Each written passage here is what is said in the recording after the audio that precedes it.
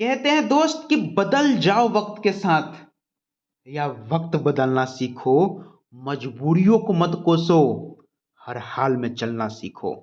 दोस्त, वीडियो शुरू करने से पहले मैं आपको बता दूं कि इस वीडियो का 3 पार्ट होने वाले हैं। पहले पार्ट में आपको 10 सवाल के साथ रिवीजन कराया जाएगा, उसके बाद रैपिड रिवीजन का सेशन होता है और बीच बीच में आपको बोनस ट्रिक्स भी दिया जाता है। इसलिए वीडियो को पूरा देखिएगा, आपको रिवीजन करने के बहुत मजा आएगा और आपका रिवीजन का जो सबसे बड़ी टेंशन होता है उसको मैं खत्म करने की कोशिश कर रहा हूं। नेक्स्ट, पहली सवाल है कि लाइट ऑफ एशिया किसे कहा जाता है? गौतम बुद्ध को लाइट ऑफ एशिया यानी एशिया का ज्योतिपुंज कहा जाता है। नेक्स्ट, गौतम बुद्ध की मृत्यु कब हुई थी? गौतम बुद्ध की मृत्यु 483 बीसी में हुआ था। वहीं पे इनका जन्म 563 बीसी में हुआ था। कंफ्यूज नहीं होना है, जन्म के पीछे भी इनका 3 है और मृत्यु के पीछे भी 3 है। तो 563 बीसी में इनका जन्म और 483 बीसी में इनकी मृत्यु।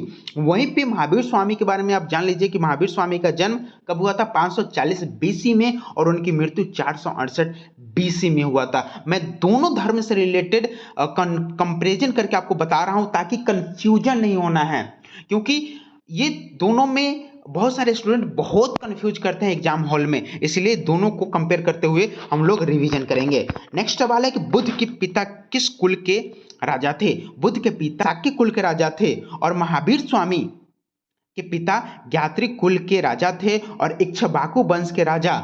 जैन धर्म के 23वें तीर्थंकर पार्श्वनाथ के पिता इक्ष्वाकु वंश के राजा थे। बुद्ध को किस नदी के तट पर ज्ञान की प्राप्ति हुई थी? बुद्ध को निरंजना नदी के तट पर ज्ञान की प्राप्ति हुई थी। वहीं पे महावीर स्वामी को ऋजुपालिका नदी के तट पर ज्ञान की प्राप्ति हुई थी, साल वृक्ष के नीचे। और गौतम बुद्ध को पीपल के यानी बोधि वृक्ष के नीचे इनको ज्ञान की प्राप्ति हुई थी। नेक्स्ट है कि बुद्ध अपना उपदेश किस भाषा में दिए थे? गौतम बुद्ध पाली भाषा में दिए थे। वहीं पे आप याद रखें कि महावीर स्वामी जैन धर्म के 24वें तीर्थंकर जो हुए हैं, उन्होंने अपना जो प्राकृत और अर्धमागधी में उपदेश दिया है। नेक्स्ट, बुद्ध की पत्नी का नाम क्या है? तो बुद्ध की पत्नी का नाम यशोधरा और महावीर स्वामी की पत्नी का नाम यशोदा। बड़ा वाला का छोटा और छोटा वाला का बड़ा। गौतम बुद्ध छोटा नाम है ना, तो इनकी पत्नी का नाम बड़ा होगा, और महावीर बड़ा नाम है तो उनकी पत्नी का नाम छोटा होगा। बुद्ध की पत्नी का नाम बड़ा वाला यशोधरा और महावीर का नाम बड़ा है तो उनकी पत्नी का नाम छोटा वाला यशोदा। नेक्स्ट, गृह त्याग के पश्चात बुद्ध ने अलार्म क्लाम से किसकी शिक्षा लिया था? तो गौतम बुद्ध जब गृह त्याग किए थे तो उन्होंने सबसे पहला गुरु अलार्म क्लाम को बनाया था, जिससे उन्होंने सांख्य दर्शन का शिक्षा लिया था। आप याद रखें कि जैन धर्म का जो सैद्धांतिक चीजें हैं वो सांख्य दर्शन पे ही आधारित है। और फिर आते हैं कि बुद्ध धर्म ने, बौद्ध भगवान ने पहला जो गुरु अलार्म क्लाम को बनाया था उनसे सांख्य दर्शन का शिक्षा लिया था। उसके बाद रुद्रक रामपुत से उन्होंने योग की शिक्षा प्राप्त किया था। नेक्स्ट, बुद्धम धम्मम संघम किस धर्म का त्रिरत्न है? तो बौद्ध धर्म का यह त्रिरत्न है। जैन धर्म में भी त्रिरत्न की चर्चा की गई है, उसमें है सम्यक दर्शन, सम्यक विचार और सम्यक आचरण। नेक्स्ट, बुद्ध की सर्वाधिक मूर्ति किस कला में बना है? तो याद रखेंगे कि बुद्ध की सर्वाधिक मूर्ति तो गंधार शैली में बना है, लेकिन बुद्ध की पहली मूर्ति मथुरा शैली में बना है, मथुरा कला में बना है। नेक्स्ट, विश्व दुखों से भरा है, ये कहां से लिया गया है? तो ये उपनिषद से लिया गया है और ये भगवान बुद्ध ने कहा था कि विश्व दुखों से भरा है। दुख का कुछ ना कुछ कारण है और कारण है तो उसका इलाज भी है, और सभी दुखों का एक ही कारण है, वो है तृष्णा यानी इच्छा। नेक्स्ट है, शुरू करते हैं बोनस ट्रिक्स। पहला बोनस ट्रिक है जैन धर्म और बौद्ध धर्म में अंतर। देखिए, जैन धर्म ईश्वर को नहीं मानता है, बौद्ध धर्म भी ईश्वर को नहीं मानता है। जैन धर्म आत्मा को मानता है, इसीलिए जैन धर्म कहता है कि सभी चीजों में आत्मा है। इसीलिए जैन धर्म के लोग बहुत कम किसानी करते हैं, क्योंकि उनका मानना है कि किसानी करने से, खेत को हल से जोतने से बहुत सारे कीड़ा मकोड़े की मृत्यु हो जाएगी। इसीलिए जैन धर्म के लोग बहुत कम कृषि करते हैं। लेकिन बौद्ध धर्म जो है वो आत्मा को नहीं मानते हैं। बौद्ध धर्म ना आत्मा को मानते हैं ना ईश्वर को मानते हैं, लेकिन जैन धर्म आत्मा को तो मानते हैं लेकिन ईश्वर को नहीं मानते हैं। जैन धर्म में पुनर्जन्म की कहानी है और बौद्ध धर्म में भी पुनर्जन्म की कहानी है। जैन धर्म कर्मकांड को मानता है लेकिन बौद्ध धर्म कर्मकांड को नहीं मानता है। कंपैरिजन याद रखिएगा, इससे क्या होगा कि एक भी कंफ्यूजन आपको एग्जाम हॉल में नहीं होगा। चलिए शुरू करते हैं रैपिड रिवीजन का पहला सवाल। इसमें पहला सवाल है बुद्ध के बारे में आपको बताना है कि गौतम बुद्ध के बचपन का नाम क्या था। गौतम बुद्ध के बचपन का नाम सिद्धार्थ था। इनके पिता का नाम शुद्धोधन था और माता का नाम महामाया था। लेकिन इनकी जन्म के बाद इनकी माता महामाया की मृत्यु हो जाती है। उसके बाद इनकी मौसी प्रजापति गौतमी ही इनको पालन पोषण करते हैं, तो गौतमी भी इनके माँ के रूप में ही हुए। बुद्ध 29 वर्ष की अवस्था में अपना गृह त्याग किए थे। इनके पत्नी का नाम यशोधरा और पुत्र का नाम राहुल था। गौतम बुद्ध को 35 वर्ष की अवस्था में ज्ञान की प्राप्ति हुआ था। नेक्स्ट सवाल है कि बूढ़ा, बीमार, मृत, सन्यासी, ये देख के आपको क्या आता है, क्या आता है बताइए।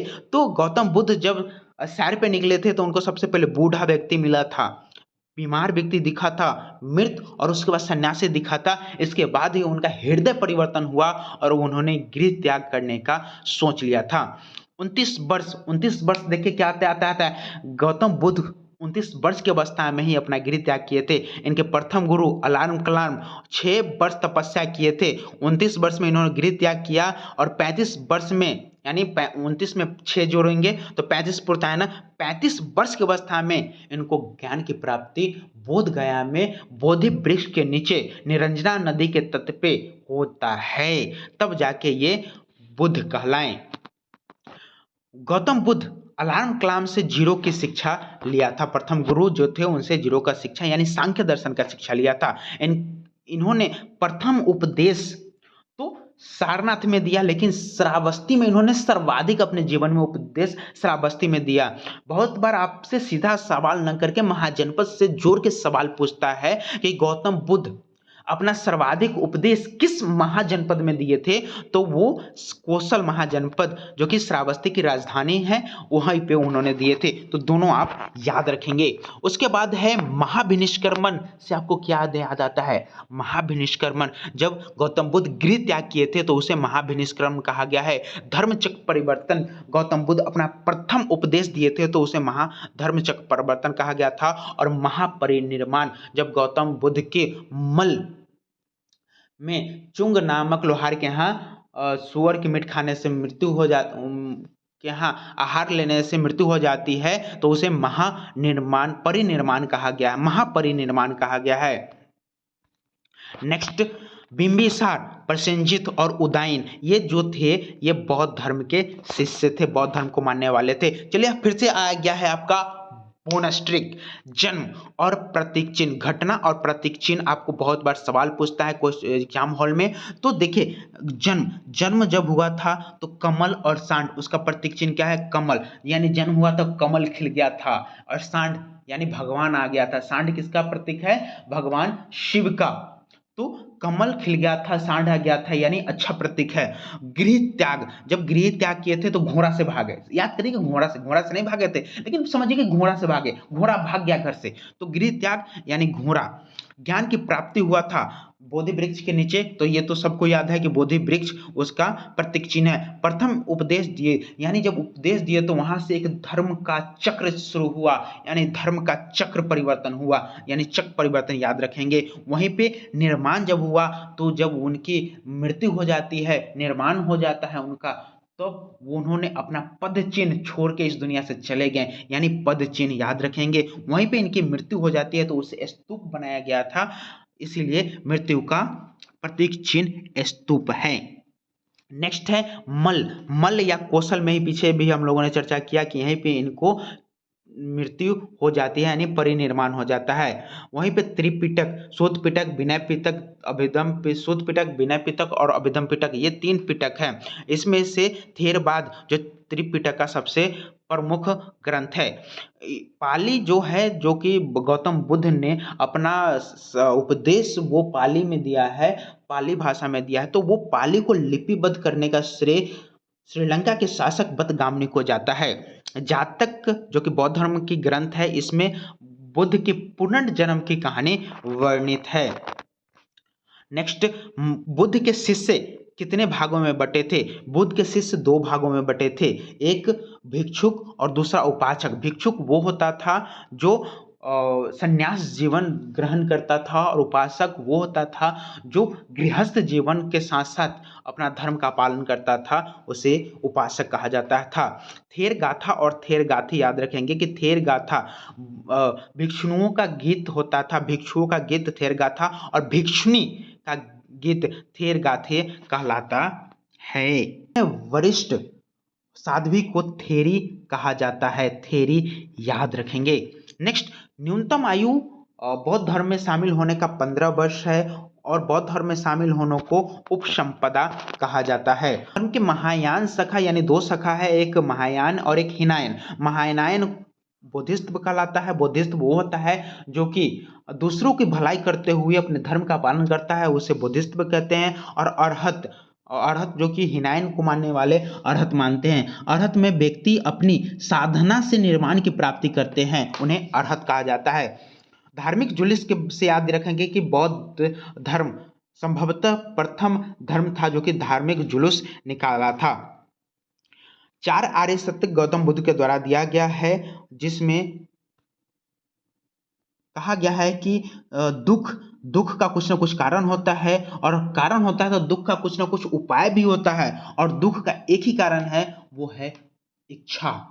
इसी संसारिक दुखों से मुक्ति के लिए उन्होंने अष्टांगिक मार्ग का व्याख्या किए हैं। निर्माण का क्या अर्थ है? निर्माण का अर्थ है दिया का बुझ जाना, और निर्माण को प्राप्ति के लिए ही गौतम बुद्ध 10 सील दिए हैं। बोधिसत्व के नीचे देवालय, यानी गौतम बुद्ध को जहां ज्ञान की प्राप्ति हुई थी, उस बोधिसत्व के नीचे जो देवालय बनाया गया था वो अशोक के द्वारा बनाया गया था, इसको आप याद रखेंगे।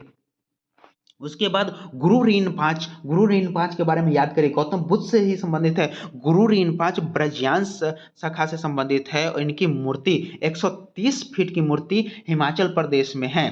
तो गुरु रीनपाच ही विदेश में पहले व्यक्ति थे, पहले उनका शिष्य थे जिन्होंने विदेश में बौद्ध धर्म का प्रचार प्रसार किया था। उपासना की जाने वाली प्रथम मूर्ति गौतम बुद्ध की मानी जाती है।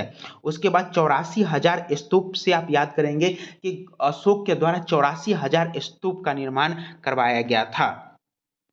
सबसे बड़ा स्तूप पिपरावा जो कि यूपी में है, वो सबसे बड़ा स्तूप है, लेकिन सबसे प्रसिद्ध स्तूप सांची का स्तूप है।